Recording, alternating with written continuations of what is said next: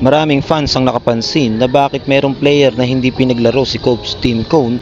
Sa dalawang tune-up game nga na yon ay hindi man lang daw pinaglaro ni Coach Tim Cone ang player na ito. Napakahusay nga raw naman talaga ng player na ito. Alam naman natin na hindi nga pinaglaro rito si Jordan Clarkson. Ang laki sana ng ambag niya sa team ng Pilipinas kung sakaling siya ay naglaro.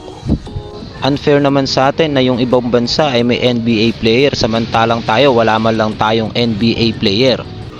Malaking tulong nga talaga si Jordan Clarkson para sa ating bansa. Kung sana siya pinayagang maglaro, magiging mas lalo maganda sana ang labanan. Balik tayo sa usapan natin kanina mga idol. Tungkol nga dun sa isang player na hindi pinaglaro ni Coach Tim Cone. Eto na nga siya mga idol. Nasanay si Kevin Kimbaw nga ang tinutukoy mga idol. Hindi siya pinaglaro sa dalawang tune-up game na yon. Sayang nga naman kaya nagulat nga yung mga fans na bakit hindi siya pinapasok. Alam naman natin na napaka-shooter nitong tao na to.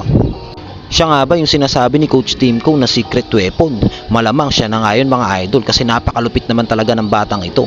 Kaya nagtataka nga ang lahat bakit hindi siya pinasok. Alam naman natin na napaka-shooter ng batang ito at talagang malaki ang maiaambag niya sa team ng Gilas. Kaya naman aabangan natin siya. Yun nga pala mga idol dyan, isang araw na lang ang pagitan at mapupuyat na naman tayo. At talaga naman, kailangan natin suportahan ang Gilas Pilipinas. Talagang excited na nga talaga ang lahat para sa nalalapit na OQT. Mga idol yan, suportahan natin ang Gilas Pilipinas sa kanilang laban. Nga pala idol, ito nga pala ang Group A, ang Golyad Republic Philippines mga idol.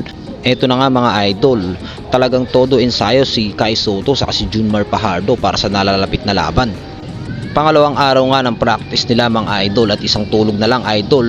Olympic na mga idol, mapupuwit na naman tayo talaga. So ito nga pala mga highlights ni Kevin Cambiao. Eto mga idol.